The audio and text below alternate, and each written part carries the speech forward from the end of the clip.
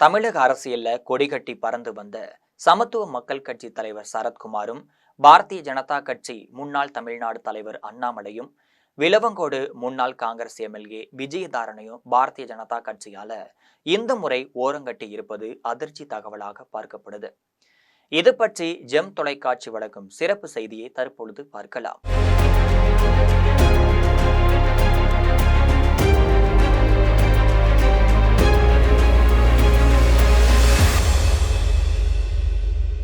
தமிழக அரசியல்ல சினிமா நட்சத்திரமாக மட்டும் இல்ல, சமத்துவ மக்கள் கட்சி தலைவராகவும் கொடிகட்டி பறந்து வந்தவர் தான் சரத்குமார்.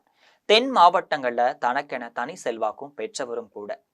அதிமுக, திமுக என கூட்டணிகள் வைத்து வெற்றிகளையும் கண்டவர்.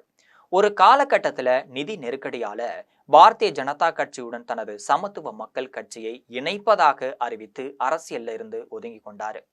இதேபோல் விளவங்கோடு தொகுதியில காங்கிரஸ் சார்பில் போட்டியிட்டு சட்டமன்ற உறுப்பினராக இருந்த விஜயதாரணி, இவரும் அந்த தொகுதியில தனக்கென தனிப்பட்ட செல்வாக்கையும் வளர்த்து கொண்டாரு. ஆனால் காங்கிரஸ் கட்சியில தனக்கு மகளிர் அணி தலைவி பதவி தரலைன்னு குற்றம் சாட்டிய நிலையில பாரதிய ஜனதா கட்சியில இணைஞ்சாங்க. இவர்கள் இருவருமே பாரதிய ஜனதா கட்சியில இணைந்த பிறகு அகில இந்திய அளவுல மிகப்பெரிய பொறுப்புகளும் தரப்பட்டிருந்துச்சு. இப்ப தேர்தல் நெருங்கி வரக்கூடிய சூழல்ல சரத்குமாரும் விஜயதாரணையும் அடுத்த கட்டமா என்ன செய்ய போறாங்க அப்படின்னு மக்கள் மத்தியில ஒரு எதிர்பார்ப்பு நிலவிட்டு இருக்கு.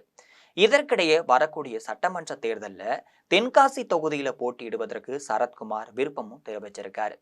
இது தொடர்பா பாஜக மேலிடம் அதிமுக பொதுச் செயலாளர் எடப்பாடி பழனிசாமியோடு தொடர்பு கொண்டு பேசிய போது, தென்காசி தொகுதியை பாரதிய ஜனதா கட்சிக்கு விட்டுத்தர முடியாது, இந்த முறை அந்த தொகுதியில அதிமுக போட்டியிடுன்னு தகவல் தெரிய வந்துச்சு. பதிலுக்கு திருச்செந்தூர் தொகுதியில வேண்டும்னா சரத்குமார் போட்டியிடலான்னு கருத்து தெரிவிக்கப்பட்டிருந்துச்சு. ஆனா திருச்செந்தூர் தொகுதியை பொறுத்த மட்டும் திமுகவை சேர்ந்த அனிதா ராதாகிருஷ்ணன் அங்கு மிகப்பெரிய செல்வாக்குடன் திகழ்ந்துட்டு தான் இருக்காரு. தற்போது திமுக தரப்புல அவருக்கு தான் மீண்டும் தொகுதி ஒதுக்கி தரப்படணும் தெரியுது. எனவே அனிதா ராதாகிருஷ்ணன் உடன் போட்டி போட சரத்குமார் விரும்பாமையே இருக்காரு. அந்த வகையில தான் சரத்குமார் இல்லனா நானோ எனது மனைவியாக ராதிகா சரத்குமாரோ இந்த தேர்தல்ல போட்டியிடவில்லைன்னு இறுதி முடிவை எடுத்து பாஜக மேலிடத்திற்கு தகவல் தெரிவித்து விட்டாரு சரத்குமார் அவர்கள். இதனை தொடர்ந்துதான் தென் மாவட்டங்கள்ல சரத்குமாரும் ராதிகா சரத்குமாரும் தேர்தல் பிரச்சாரங்களை மட்டும் மேற்கொண்டபடியாகவும் அதற்கு தேவையான நிதி உதவிகளை செய்வதாகவும் பாரதிய ஜனதா கட்சி மேலிடம் உறுதியளிச்சிருக்கு. இதற்கு சரத்குமாரும் சம்மதம் தெரிவித்ததாகவும் சொல்லப்படுது. இதனிடையே விஜயதாரணையை பொறுத்த வரையில மீண்டும் விளவங்கோடு தொகுதியில போட்டியிட விருப்பம் தெரிவிச்சிருக்காங்க.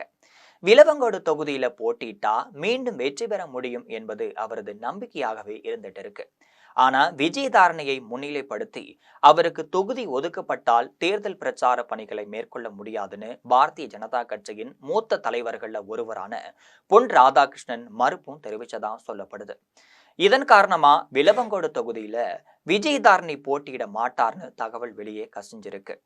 அதே சமயம் விஜயதாரணியை தேர்தல் பிரச்சாரத்திற்கு பயன்படுத்தும் வகையில தென் மாவட்டங்கள்ல அவருக்கு தேவையான நிதி உதவிகளை செஞ்சு பிரச்சார பணிகளை மேற்கொள்ளும்படி தகவல் சொன்னதாகவும் தெரிய வந்திருக்கு.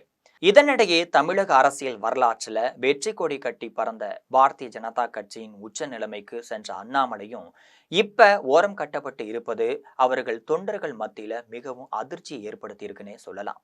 தமிழக பாஜக முன்னாள் தலைவரான அண்ணாமலை மீண்டும் கோவை தொகுதியில போட்டியிடுவார்னு எதிர்பார்க்கப்பட்ட நிலையில அவருக்கு தேர்தல் பொறுப்பாளர் என்ற பணி மட்டுமே தரப்பட்டிருக்கு.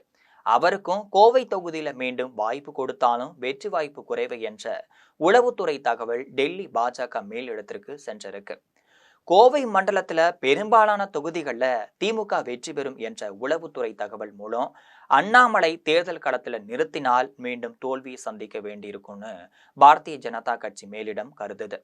இது தவிர தேர்தல்ல வெற்றி பெற்றால் அண்ணாமலை தனிப்பட்ட முறையில தனக்கு பேரும் புகழும் தேடிக்கொள்வார்னு குற்றச்சாட்டு நிலவிட்டு இருக்கு. இதன் காரணமா வரக்கூடிய சட்டமன்ற தேர்தல்ல அண்ணாமலை போட்டியிடுவதற்கு பாஜக தரப்புல தொகுதி எதுவும் ஒதுக்கி தரப்படாத சூழ்நிலை நிலவிட்டு இருக்கு.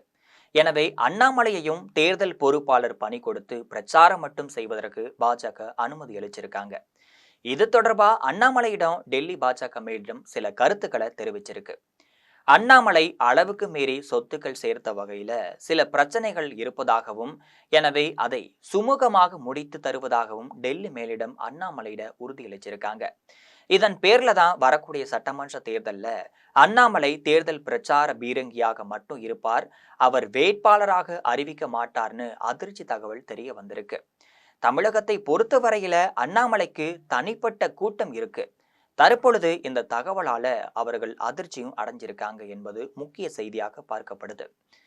இது போன்ற அரசியல் பின்னணி செய்திகளை அன்றாடம் தெரிந்து கொள்ள ஜெம் தொலைக்காட்சியுடன் எப்பொழுதும் இணைப்பில் இருங்கள்.